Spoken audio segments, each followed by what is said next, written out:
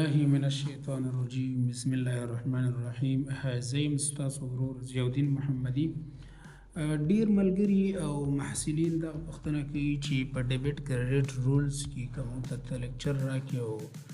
ډیپلی لیکچر وی لګ که وخت هم زیات ونیسي خو چې باید مونږ پې مکمل پوه شو نو کوشش وکړئ دغه ویډیو که تاسو ګورئ تر اخره پورې وګورئ نو انشاءالله چې په دې باندې به تاسو پوه شئ ګورئ ښه د ټولو نه مخکې مونږ راځو باید کلیر وپېژنو چې دا کلیر داسې شی او کلیر په اکاونټینګ کې کوم رولز لوبوي صحیح ده نو مونږ باید څه وپېژنو کلیر باید وپېژنو صحیح ده که نه زه به دا کلیر لږ غټ کړم ګورئ کلیر چې کوم دی که نه دا د پنځو ټکو مخفف دی دا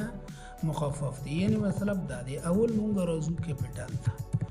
شو ډیبټ کریډټ رولز چې کله مونږ تاسو زده کوو باید زمونږ کلیر زده وي کلیر په معنا باندې باید مونږ پوه شو اصل کې که مونږ معنا وایو نو کلیر صفحه ته ویلی شي یا مثال ختمولو ته ویلی شي اوس دلته معنا چې دی که چېرته مونږ راشو په اکاونټینګ د محاسبې زبان کې نو کلیر چې دی دا یو مخفف دی د پنځو لغاتو نه چې هغه یو مونږ سره کیپیټل دی بل مونږ سره چې دی لیبلیټي ده صحیح ده لیبلیټي ده او دریم مونږ سره ایکسپنسز دي صحیح ده څلورم مونږ سره ایسټس دي او پنځم مونږ سره ریوینیو ده یا اور انکم دي صحیح ده عاید چې مونږ ورته وایو ګوره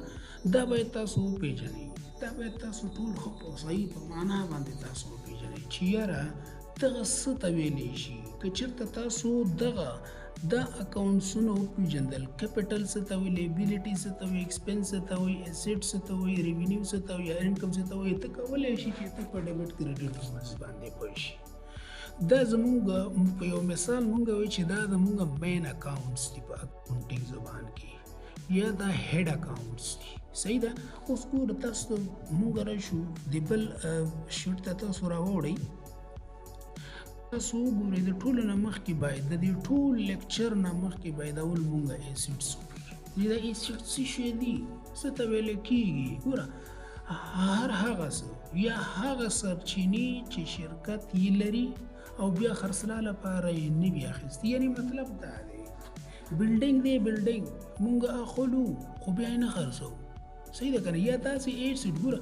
هر هغه څه هغه شتمني کوم چې مثال شرکت کې وي او شرکت چې دی خپله سرمایه بولي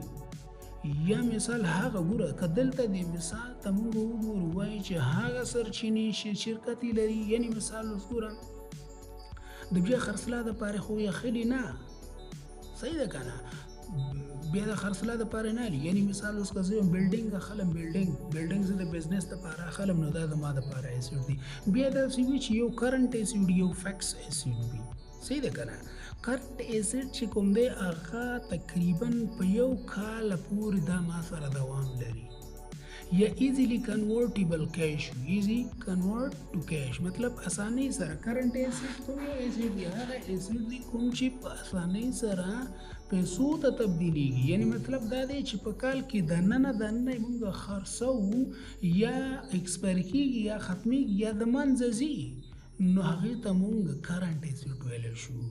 صحیح ده که نه او یا او فکس ایسیډ هغه دی اوس ګوره که بلډینګ مونږ والو که مونږ فرنیچر والو که مونږ کمپیوټر والو که مونږ چې دی د آفس دپاره چې دی د پرسونلو دپاره چې دی څه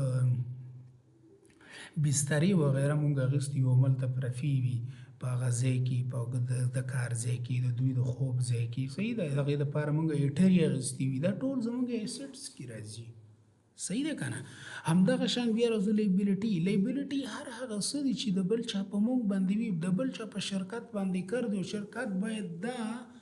په آینده کې هغوی ته تادیه کړي هغې کې هم داسې وي چې هغه یو لانګ ټرم لیبلیټي وي یا شارټ ټرم لیبلیټي یو د لنډ مهاله مسؤلیت دی یو چې دی اوږد مهاله مسؤلیت دی لنډمهاله مسؤلیت هغه دی چې مثال یو کال نه په کمه موده کې مونږ هغه قرض باندې مونږ مجبوره یو چې مونږ په یو کال نه کمه موده کې مونږ هغه ورکو هغه شرکت مثلا یو شرکت دی خان لیمیټډ، خان سټیل کمپنی د شرکت دی، دغه باندې چې دی څه مټیریل راوړي دي د بر دکاندار نه، خو هغه چې دی شارټ ټرم باندې ورته وایي چې میاشت 2 میاشتې بعد در کوم، نو دغه د ده دپاره د شارټ ټرم یعنی لنډمهاله مسؤلیت شو. او اوږدمهاله مسؤلیت دا دی چې مثال کنټریکټ ورسره وکړي چې مثال 15 کاله 6 کاله بعد به زه دا پیسې در کوم. صحیح ده که نه؟ یعنی پورونه هغه مکلفیتونه دي چې شرکت کې پرې کولو ته اړ وي. مطلب دا دی چې مجبوره دی دا شرکت چې دا پیسې بیرته وسپاري. بل دی موږ سره ایکسپنسز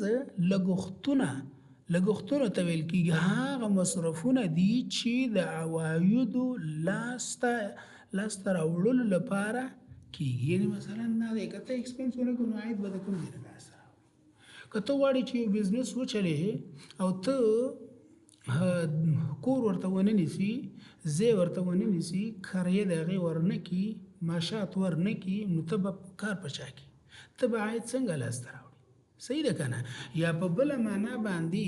د خپل بزنس د چلښت دپاره چې کوم مصارف مونږ کوو هغې ته مونږ ایکسپنسز وایو. کیپټل څه شی دي؟ کیپټل داسې دي پانګه د مالکینو پاتې شتمني چې په کاروبار کې یې لري. یعنی مطلب دا دی هغه پیسې دي کیپټل کوم چې په بزنس کې وي، په بزنس کې موجوده وي. صحیح ده که نه؟ موجوده په بزنس کې د دې څه وي؟ د دې په بزنس کې وي. نو دغه چې دی زمونږ لکه مثال که موږ وایو په ارګنایزیشن کې مثال تاسو ګټه هر یو د میاشتې ته اخلي، خو هغې کې چې کومې پیسې او یا څه شی پاتې وي، څه سرمایه پاتې وي او یا ایسیټس پاتې وي، دې ته از هول بیا موږ کیپټل وایو. ځکه دا خو په بزنس کې پراته دي که نه؟ که هغه نغدې پیسې دي، که هغه فکس ایسیټ دي، که هغه کرنټ ایسیټ دي. صحیح ده؟ همدغه شان ریوینیو ده. ریوینیو چې کوم دی عاید دي. عواید هغه پیسې دي چې شرکت یې تاسو ګورئ څه وایي د شرکت یې د خپلو فعالیتونو څخه لاسته راوړي. که چېرته یو شرکت فعالیت ونه کړي نو عاید به د کوم ځای نه لاسته راوړي؟ صحیح ده که نه؟ ښه، دا زمونږ دغه مین فوکس په دې باندې دی، په همدې سیزونو باندې دی، په ایسیټ باندې دی یا په کلیر باندې دی. که چېرته غواړئ تاسو ډیبټ کریډټ رولز زده کړئ لکه څنګه چې په دغه پکچر کې راغلي دي، اوس به په دې ټکي په ټکي انشاءالله پوهوم. که ویډیو لږه اوږده هم شي تنګېږئ به نه، تر اخره پورې وګورئ انشاءالله پوه به شئ پې. بیا به په همدې کې متصل کېدی شي یو بله ویډیو وي، بل لیکچر کې راشي، په همدې کې که وستوان مې وکړم په دې کې به وکړم، که نو بله ویډیو کې به وکړم. په هر یو په دې کیپټل باندې به خپل یو مثال زه ورکوم، په لایبیلیټي باندې به خپل مثال وي، په ایکسپنس باندې به خپل وي، په ایسیټ باندې به خپل، په ریوینیو باندې به خپل مثال وي، په هغې به یو ټرانزیکشن وي. زه به انشاءالله په دې باندې یو کوېسچن تاسو ته حل کوم. خو اوس راځو ګوره باید موږ په دې باندې فوکس وکړو چې دا باید زموږ یاد شي. ایسیټ، لایبیلیټي، ایکسپنسز، کیپټل، ریوینیو. تاسو باید یاد کړئ کلیر. که چاته یادېږي نه کلیر CLEAR کلیر. سی مطلب کیپٹل، ایل مطلب لائبلٹی، ای مطلب ایکسپنسز، اے مطلب ایسیٹس اینڈ آر مطلب ریوینیو یا انکم. صحیح ده؟ د ټولو نه مخکې راځو دا ما تاسو ته ویل چې دا زمونږ مین اکاونټس دي یا دا زمونږ څه دي؟ دا زمونږ هیډ اکاونټس دي تر دې پورې. صحیح شو که نه؟ اوس راځو اول ګوره مونږ باید وپېژنو چې کیپټل کې زمونږ سره سب اکاونټس کوم یو دي؟ سب اکاونټس د دې چې کوم وړه اکاونټسونه دي په دې کې باید موږ سره وي. هغه کوم یو دي؟ یو ریټین ارننګ ده. ریټین ارننګ کومې پیسې دي؟ کله چې موږ پیسې مثال بزنس کې پیسې وګټو، یعنې مثال موږ 4 کسان یو، موږ 1000 افغانۍ وګټلې، موږ وایو چې 200 افغانۍ باید یو کس والي. نو چې 200 افغانۍ موږ واخیستې، دا 200 روپۍ پرې پاتې شو، دا بزنس کې پاتې شو، نو دا زموږ ساتلی شوې ګټه ده، دا زموږ کیپټل دی. صحیح ده که نه؟ ما تاسو ته ویلي وو که نه په کیپټل کې موږ څنګه ویلي پانګه د مالکینو پاتې شوې شتمني چې په کاروبار کې لري. یعنې مطلب دا ریټین ارننګ خو دا خو پاتې وي که نه، دا خو موږ نه اخیستي. کیدای شي یو آفت راشي، یو مصیبت راشي، هغې دپاره موږ د دې نه استفاده کولی شو. صحیح ده. یا په دې باندې موږ نور یو څه نوی سامان بزنس ته یو اپډیشن ورکولی شو، اپګریډ کولی شو خپل بزنس، یعنی مخکې وړلی شو، ایکسټینډ کولی شو، یعنی پراخولی شو خپل بزنس په دې ریټینر پیسو سره. صحیح ده که نه؟ ښه بیا دویم چې دی موږ سره ایډیشنل، دا وګورئ ایډیشنل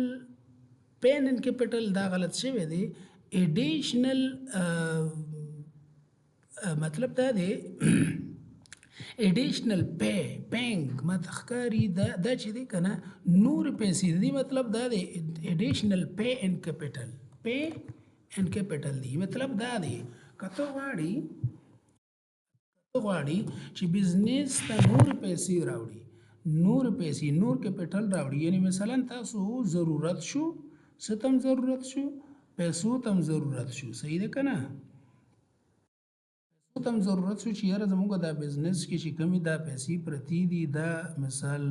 ایډیشنل پیډ اینډ کیپټل دي. صحیح ده که نه؟ پیډ اینډ کیپټل دي دا، سوري دې ته به زه ولیکم ان کیپټل یا پین کیپټل. صحیح ده. مثال تا سره په سرمایه کې چې دې شته دی 1 لک روپۍ در سره خو ته دا کفایت نه کوي او موږ غواړو په دې 1 لک روپۍ باندې څه وکړو، لږ نوره سرمایه وکړو چې موږ سره دا ایز ا کیش پرته وي، نو موږ نوره سرمایه ایډیشنل 10,000 یا 1 لک روپۍ نور هم راوړو بزنس ته، دا زموږ ایډیشنل کیپټل دی. ډراپینګ او ډیویډنډ چې کوم دی، یعنی مثال تر څو چې موږ ګټه نه وي اخیستې، نو دا ډراپینګ او ډیویډنډ کوم چې دي دا زموږ څه دي، دا زموږ کیپټل دی. اوس راځو لایبیلیټي ته. لایبیلیټي کې چې دی ګوره دا زموږ مسؤلیت دی، موږ وایو چې دا څه ته ویلی شي، مسؤلیت ته ویلی شي. اکاونټ پیبل دی. اکاونټ پیبل چې کوم دی دا هغه پیسې دي چې موږ یو څه پرچیز په کریډټ باندې کړي وي، بایینګ په کریډټ باندې کړي، یعنی مثلا په قرض باندې موږ یو څه ماشین آلات راوړو یا مثال څه اوزار راوړو، اکوپمنټس راوړو،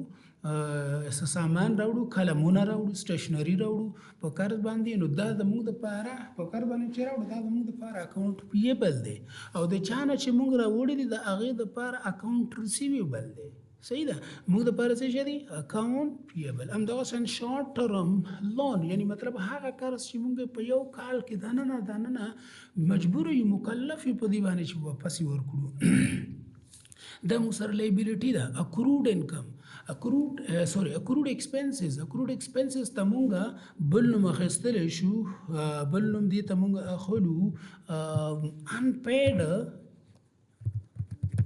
unpaid expense، یا بل نوم دې ته مونږ اخلو outstanding expense. صحیح ده که نه؟ دا د دې نومونه دي. اکروډ ایکسپنس هغه مصارف دي کوم چې په مونږ باندې راغلي وي خو ورکړي مو نه وي. لکه مثال ما په کلاس کې مې ویلي دي اکروډ هغه ایکسپنس هغه مصارف دي کوم چې په مونږ باندې مطلب د هغې مونږ باندې بوج وي خو ورکړي مو نه وي. لکه څنګه؟ لکه د معاشات یا دیاړي د ورځې مزدور مونږ سره چې دی کار وکړي نو مونږ په دې ورځ پیسې ورنکړو، چې پیسې ورنکړو نو سبا به ورکړي یا بله ورځ، دا زموږ دپاره څه شو؟ دا زموږ دپاره یو ایکسپنس شو. دا به مونږ څه کوو؟ یو لایبیلیټي شوه. ده اول خو ایکسپنس دي چې دا مثال ورځ کار کوي زه به پیسې ورکوم، د ورځې چې ما پیسې ورکړم دا دیاړي شو، دا ایکسپنس شو. که چېرته دا ما د هغه ورځې نه لیټ کړي، یعنی نن ورځ باندې زه پیسې ورکړم او دا سبا بله ورځ ته ورته د اکاونټ پیبل شو زموږ دپاره. صحیح شو که نه؟ دا زموږ دپاره اکروډ ایکسپنس دي. بیا بل دی ان ارنډ ریونیو. ګوره ان ارنډ ریونیو که تاسو وګورئ دا زموږ دپاره یو قسم لایبیلیټي ده. مثال یو کس دی هغه غواړي چې خپل د جامو استري کولو ماشین دی، مثال استري ده خرابه شوې ده، هغه ځي یو دوکاندار ته میکانیک ته مصري ته ځي. کله چې دا مصري ته کېښوده نو مصري چې ولیده هغه ورته وایي چې یاره په دې خو دومره روپۍ خرچه راځي، خو وروره ته به داسې کوې چې ما ته به څه پیسې لږ اډوانس کې راکړې، صحیح ده، چې زه پې دا سامان راوړم بیا به وروسته حساب کوو. نو دې مثال د کس چې کوم اسري خرابه ده د مصري ته 500 روپۍ ورکړي، دغه 500 روپۍ چې دی دا د دې مصري دپاره څه شو؟ ان ارنډ ریونیو شو، یعنی ان ارنډ ایکسپنس شو. یعنی مطلب دا پیسې د مصري ګټلي لا نه دي خو لاس ته یې راوړي. نو یعنی مطلب دا دی چې د 500 روپۍ چې د لاس ته راوړي دا خو به بیرته ورکوي که نه به ورکوي؟ دا مکلف دی چې دا پیسې بیرته ورکوي، یا دا مکلف دی چې د دې پیسو په عوض دته اسري جوړه کړي. پوهېږې که نه یعنې په دې باندې چې کومې پیسې راځي هغه 500 روپۍ ته د واغستې خو اینډ کې چې کله سړی راغی ورته یې اسري راکړه اسري شروع 500 روپۍ دې راکړې 500 پرې راغی چې کله دې اسري واخیسته په دغه ټیم کې د ده لپاره څه شو د ده لپاره پیسې چې دی خلاصې شوې د ده د ان ارنډ انکم مسؤلیت دی دا به دا ان ارنډ ریوینیو د سوري یار بار زما انکم خولې ته راځي ان ارنډ ریوینیو در سوري یار ان ارنډ ریوینیو د هغه ګټه چې مونږه ګټلې نه وي خو لاسته مو راوړي وي نو مصري پیسې لاسته راوړي دي خو ګټلې نه دي لا کار یې نه دی کړی دا د هغې دپاره ان ارنډ شو ټیکس پیبل دا دی چې مثال دا زموږ دپاره یو لایبیلیټي ده چې موږ باندې ټیکسونه پاتې لکه تاسو د دې کال مالیه وګورئ د کال مالیه چې د موږ ته 3 میاشتې وخت راکوي چې باید 3 میاشتې که 3 میاشتې نه خوښ شو نو بس دا څه شو دا ټیکس چې دی دا به ته خامخا ورکوې صحیح ده که نه یو ټیکس تا باندې پاتې دی نو دا ستا دپاره څه شو ټیکس پیبل شو مالیه تا باندې پاتې چې راځو ایکسپنس ته ایکسپنس چې دی سیلري ده او د ایکسپنس تعریف مونږ کړی و هغه چې عواید په لاسته مونږ راوړي یا شرکت یې پرې راوړي نو اول سیلري ده که زه مثال سیلري چې دا یو خرچه ده مصرف دی که زه یو دیډیمار ته یا مثال یو امپلای ما سره کار کوي یو امپلای ته زه ویجز دیډي یا مثال امپلای ته زه د میاشتې تنخواه ورنه کړم نو هغه زه خپلو اهدافو ته رسېدلی شم که نه نشم رسېدلی نو دغه یو ایکسپنس دی زه مجبوره یم چې دا کرایه ورکړم دا یا مثال تنخواه ورکړم دا زموږ دپاره څه دي دا زموږ دپاره مصارف دي همدغه شان ډپ ایکسپنس یا ډپریسیشن ایکسپنس استهلاک مصارف دي مشین زه استعمالوم همدا زما لیپټاپ دی زه استعمالوم ما دکاندار نه واغسته په 10,000 روپۍ مثال کې طور په 10,000 افغانۍ مې ته واغستو نو دا چې دی 10,000 افغانۍ ته ما واغستو خو حالن کې زه استعمالوم او زه بیرته مثال یو میاشت بعد هماغه دکاندار ته وړم ما ته هغه پیسې نه کوي هغه د کال یو ډپریسیشن یا د میاشت په لحاظ یا د هفتې په لحاظ یا د استعمال په لحاظ باندې هغې کې چې دی له ویلیو کې ارزښت کې کمی راځي پیسو کې کمی راځي دغې ته موږ دا زموږ دپاره یو مصرف دی دا به موږ ورکوو صحیح ده که نه د هغې په مقابل باندې موږ د هغه څیز یا د لیپټاپ نه فایده اوچتو چې زه په مثال ستاسو لیکچر ریکارډ کوم ایډورټایزنګ ایکسپنس ایڈورٹائز اشتہاری یعنی مثال کے طور پہ اشتہار موږ کو اشتهارات کو دا تاسو په دې چوکونو کې په تالاشۍ چوک یا په دې نورو چوکونو کې تاسو وګورئ غټ دا بورډونه لګېدلي دي صحیح ده که نه فلیکسونه لګېدلي غټ غټ دغه چې دی دا د ایډورټایزم ایکسپنس دي یعنې مثال خراسان خپل لګولی دی تابش یونیورسټي خپل لګولی دی الفلاح خپل لګولی دی دا ټول د دې لپاره ایډورټایزم ایکسپنس دی ایډورټایزنګ صحیح ده که نه ایډورټایزمنټ دی اشتهار دی دغه مصارف هم یو شرکت په ځان باندې اخلي لیګل فیس دی لیګل فیس مطلب دا دی چې مثال لیګل فیس که تاسو په دې دغه باندې کله ځي دا ټرانسپورټ فیس تاسو نه اخلي 15 یا 100 روپۍ ګوره دا لیګل دی دا قانوني حق دی د مثال قانوني فیس دی دا به طور کې دا ستا دپاره یو ایکسپنس دی یو ډرایور دی د مثال د جلال آباد د تورخم ته ځي دا باید 100 روپۍ مثال په لار باندې ورکړي دا لیګل فیس دی دا د دې دپاره یو مصرف دی دا چې کله هلته دی مثال د دې جوړې کړي 200 روپۍ جوړې کړي نو 100 روپۍ چې د ایکسپنس لاړه نو د سره 100 روپۍ انکم پاته شو صحیح ده که نه دغسې یو څه لین ورته جوړېږي بل چې دی ډیپټس ایکسپنس ما تاسو ته ویلي او دا په ایکسپنس کې راځي بیډ ډیپټ ایکسپنس څنګه بیډ ډیپټ ایکسپنس هغه ایکسپنس دی which we cannot recover مونږ بیرته ریکور کولی نه شو بیرته یې لاسته نه شو راوړلی صحیح ده ډوب شوي پیسې ورکې شوي پیسې صحیح ده په لار روانې درته نیک وویل چې ته لاړ شه دا 10,000 روپۍ په بانک کې جمع کړه چې ته په لار روانې غلو درنه پیسې وتښتولې یا چې نو هغه خو بیرته لاسته نه راځي که نه یا مثال تا سره موبایل دی درز دې وخوړه موبایل سکرین مات شو نو دغه د سکرین پیسې خو بیرته تا ته لاس نه راځي دا لاړې صحیح ده که نه دې ته بیډ ډیپټس دا زموږ یو ایکسپنس دی هره اداره چې د بیډ ډیپټس اکاونټ خپل لري ښه د دې نه پس راځو موږ ایسیډس ته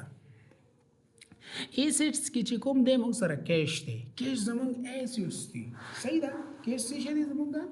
ایسیډس دی سرمایه ده شتمني ده دا موږ سره وي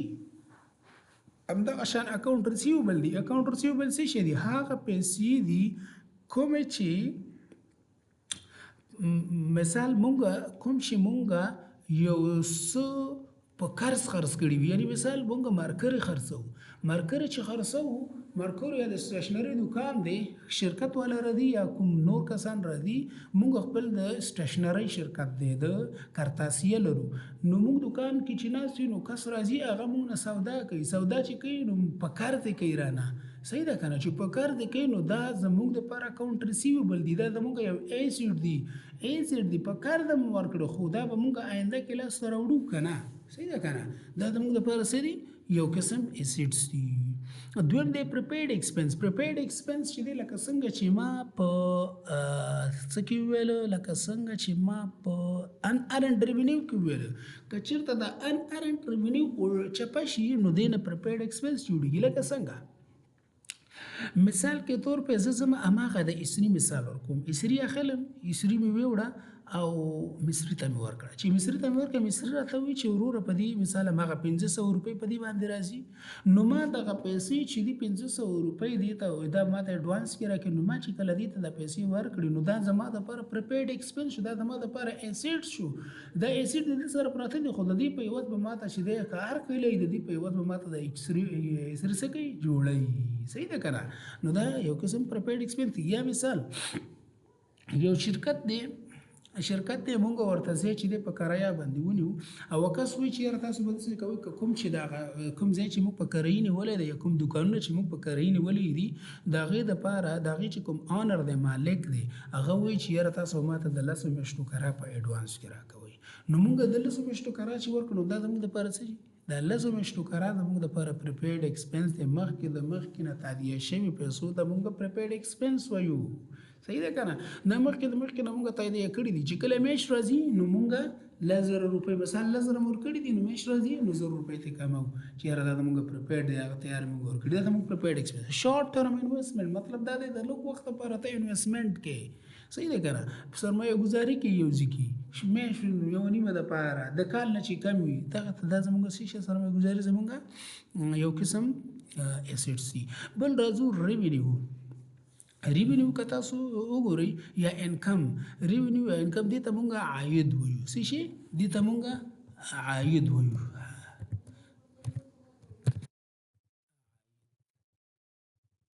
دا زمونږ عاید دي، صحیح ده. اوس سیل ریونیو ده، سیلز یو قسم دا زمونږ عاید دي، مونږ چې خرڅلاو ونه کړو نو مونږ ته به عاید د کوم ځای نه منځته راشي، صحیح ده. مونږ چې یو چا ته خدمات ونه کړو خدمات نو څنګه مونږ ته چې دی پیسې لاسته راشي، عاید لاسته راشي، مونږ چې یو چا ورشي یو څه واخلو هغې کې مونږ ته یو ډسکاونټ راکړي نو څنګه به مونږ ته که وایي نه خلو نو مونږ ته خو ډسکاونټ نه راځي که نه، ډسکاونټ ریسیو ډسکاونټ پیسې مونږ لاسته راوړو نو دا زموږ دپاره څه دي، دا زموږ دپاره چې دی یو قسم ریونیو ده. گین آن ایسیډ سیل مطلب دا دی ایسیډز دي، کرنټ ایسیډ دي مونږ سره، مثال مونږ سره چې دی کرنٹ ایسیډ دی داسې دي چې مثال کے طور پہ داسې یو کوم مثال زه درکړم، یعنی کرنٹ خپل مونږ سره څه داسې مواد پاتې شو چې مونږ غواړو چې هغه خرڅ کړو، مثال مونږ اجناس خرڅوو، اجناس مونږ سره سټاک کې پراته دي، صحیح ده، او مونږ ځو اجناس هلته چې دی څه کوو، یا زمونږ داسې ایسیډ دي چې مثال کال پې اوښتی دی 2 کاله بعد یو ماشین مونږ استعمال کړو، 2 کاله بعد مونږ هغه ماشین خرڅوو، نو هغه ماشین چې مونږ کوم خرڅ کړو او هغې باندې ډپریسیشن نه علاوه کومه ګټه یا مثال هغې باندې کومه ګټه لاسته راوړو، یا داسې ماشینونه دي چې هغه مونږ سره وي خو چې کله اوس جنریټرې دي، جنریټرې مونږ سره پرتې دي، صحیح ده، زمونږ ایسیډز دي مونږ سره پراته دي، خو مثال 2 کاله بعد یا مثال ګرمي چې کله راشي یا کال بعد یا ګرمي چې راشي ګرمي کې هغه ګرانېږي نو زه یې راوباسم خرڅوم یې، دغې باندې چې کومه ګټه کوو دې ته مونږ څه ویلی شو، دا هم زمونږ یو قسم ریونیو ده. نو دغه زمونږ لیکچر چې نننی و دا ټول په څه باندې په هیډ اکاونټس باندې او سب اکاونټس باندې مشتمل و. تاسو صرف دغه یاد کړئ انشاءالله را روان لیکچر کې به مونږ چې دی په ډیبټ کریډټ باندې خبرې کوو، خو صرف یو شارټ ویو به زه په ډیبټ کریډټ باندې دومره درکم. رول اف ډیبټ کریډټ کې دا دي که نه، دا ډیر زیات مهم دي، دومره مهم دي که چېرته غواړې چې زه اکاونټینګ زده کړم، فاینانشل اکاونټینګ زده کړم او زه تر اخره پورې زه په دې اکاونټینګ کې داسې لکه د ګولۍ روانې ما د الله په فضل او توکل سره، نو انشاءالله العزیز تاسو دغه رول زده کوئ. نو اول خو باید دا زده کوئ دا څومره چې دي کیپټل دي، لایبیلیټي دي، ایکسپنسز دي، ایسیډ دي، دا ټول ښه ټیټ داسې راټاپې ولګوئ چې درنه هیر نه شي، بیا ښه ټیټ زده کوئ. صحیح ده. او همدغه شان بیا تاسو څه کوئ ډیبټ کریډټ رول زده کوئ. ګوره ټولو کې دومره څه خبره پکې نشته، که چېرته ایسیډ راغی او ایکسپنس راغی، یعنی مطلب ګوره دا ایکسپنس دي دا ایسیډ دي، که چېرته د ایسیډ کې یا ایکسپنس کې انکرمنټ راځي، ګورې دغه شی به راته زیاتوالی راځي، نو دا به مونږ ډیبټ کوو. که کموالی راځي نو دا به څه کوو کریډټ کوو. که چېرته په لایبیلیټي کې، لایبیلیټي مثلا دا دی بس دا وګوره دا زموږ اکاونټ پیبل، شارټ ټرم، اکروډ ایکسپنس، ارن ایکسپنس، ټیکس پیبل، دغه صحیح دی که نه. که دا دې کې زموږ چې دی که دې کې زموږ څه راځي زیاتوالی راځي، نو موږ به دا څه کوو دا به زموږ سره چې دی کریډټ کېږي. که کموالی راځي نو دا به څه کېږي دا به ډیبټ کېږي. همدغه شان ګوره انکم دی، انکم همدغه شان کیپټل همدغه شان ال آی سی یا ال آر سی، ال آر سی لکه مثال لایبیلیټي، ریونیو، کیپټل، دا چې کوم دي که چېرته په دې کې زیاتوالی راځي نو دا به کریډټ کېږي، که کموالی راځي دا به ډیبټ کېږي. ایسیډ او ایکسپنسز که کله زیاتوالی راځي دا به ډیبټ کېږي، که کموالی راځي دا به کریډټ کېږي. انشاءالله په دې باندې به آینده کې چې دی یو کوېسچن کوو، هغه به همدا کوېسچن وي انشاءالله، ځان ورته ریډي ساتئ او ډېر اسانه کوېسچن دی انشاءالله. په دې هر یو کې چې کوم دی دا 15 اکاونټونه چې ایسیډ دی، ایکسپنس دی، لایبیلیټي د انکم دی دا استعمال شوي دي. نو کوشش وکړئ چې دغه کوم لیکچر و دغه ښه در سره ټول وګورئ، ویډیو مه سکپ کوئ، مکمل تېروئ مه، ښه دقیق یې وګورئ، که کوم پوینټ پکې مهم وي کیدای شي تاسو نه تېر شي. نو الله مو روغ جوړ لره. زموږ د چینل د سره سبسکرایب کړئ، مخکې هم شیر کړئ. ډېره زیاته مننه.